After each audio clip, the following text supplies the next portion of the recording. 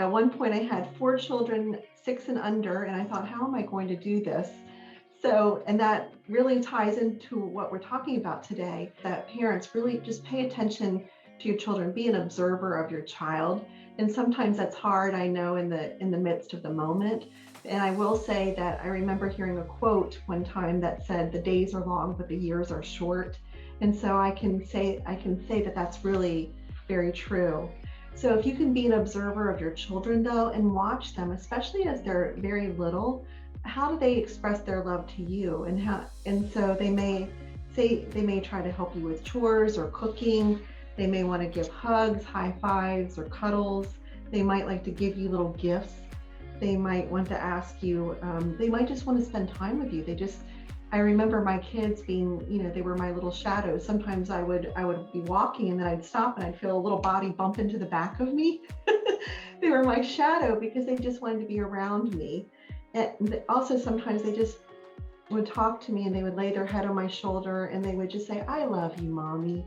And so those are the things that really warm our heart. So, and a child's greatest need is for connection. And that's the greatest gift that we can give as parents.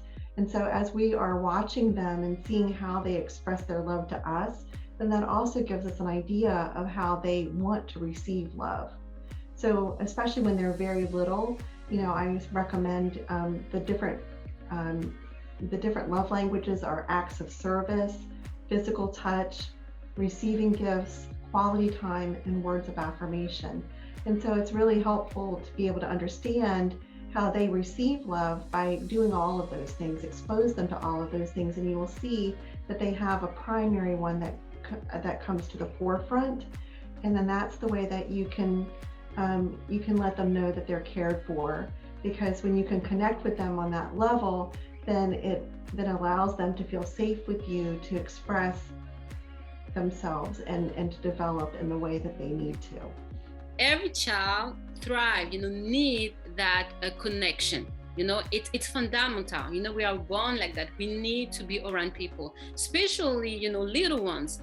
And, I've been telling that to my parents, my community, that it's important to not prevent a child of that connection, So that means that when the child wants to be your shadow, let it be, because it's important for him. But now when you are busy, there is a way of helping the child to understand that right now is not the time, but it's not the fact that the child wants to be with you that you don't want. It's just that you want it as well. But right now, we just need to wait a little bit, then we will have that connection, we will have, that time together. And as you said, now that when you know the love language of your child, then when you have that time, you can emphasize that, what if the child, as you said, a touch, a physical touch, word of affirmation, quality time, it can be services or gifts, and then, you can now give that type of feedback, you can give the feedback that the child needs. So this is my following question. How can parents give, that time, that love language, that feedback to their children when they are ready to receive it?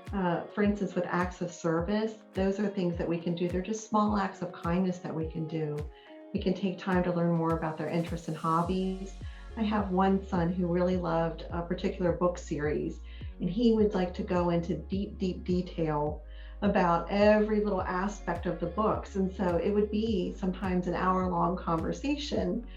And so, I was also a homeschool mom, and so I wanted to be able to listen to him. And I also had 3 other children. And so one of the things that I would do for him, for instance, was I knew that was really important for him to share.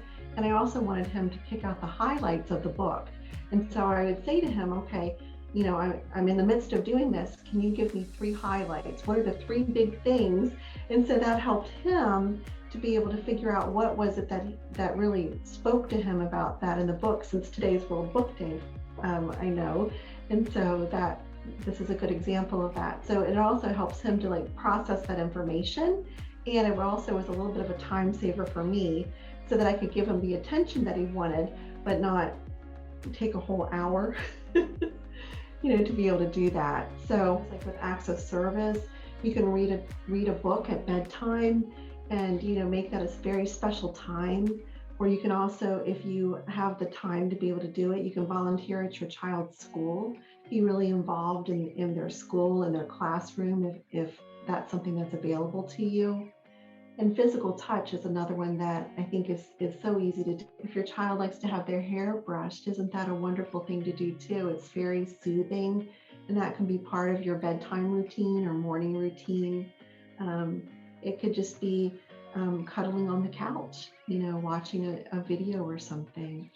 And in terms of receiving gifts, this is another one. And I remember when I was growing up, my dad had such a special way of doing that. On each of my birthdays, he would hide little notes in my room or, in my books and things that when I would take them to school, I would open it up and I would see happy birthday, love Dad.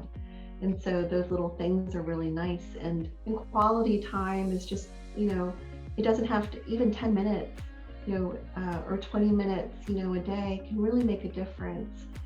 Sometimes it's the ride back and forth to school. It could be just asking questions about their day, watching something together, or also sometimes to have a date with your child. That could be doing something outside. It could be going for a walk. It could be going to get ice cream. And then the words of affirmation I think these are so sweet, and it's just like, it's saying, I'm really proud of you. It's noticing them and who they are and what their uniqueness is, their special gifts, because it's really what we do on a daily basis that matters, and it's the little things that add up to the big things. And while who wouldn't want to take a week or 2 week vacation and have this really amazing time, sometimes that can be too much for our little ones as well. Now, for parents who said, but I have no idea about what is my child's love language or even my own, love language. So, what parents can do to have, more cue, because sometimes, you can say, okay, my child is all of them, but we have one that is dominant. So now what parents can do to know which one? Certainly. So I highly recommend, the love languages are based on work that Gary Chapman did. And so he wrote a book called The 5 Love Languages of Children. And there's also one for adults. And so in that, there is an assessment that you can take that will give you a better idea of what your love language is, and then also that of your child's if you're interested. I do have a worksheet that is available for parents if they want to have ideas of how they can meet their child's love language. And again, I do recommend Gary Chapman's book on the 5 love languages of children. There is an assessment in there that you can do for your child just to see what their love language is, and it will give you a better idea of what your own is as well.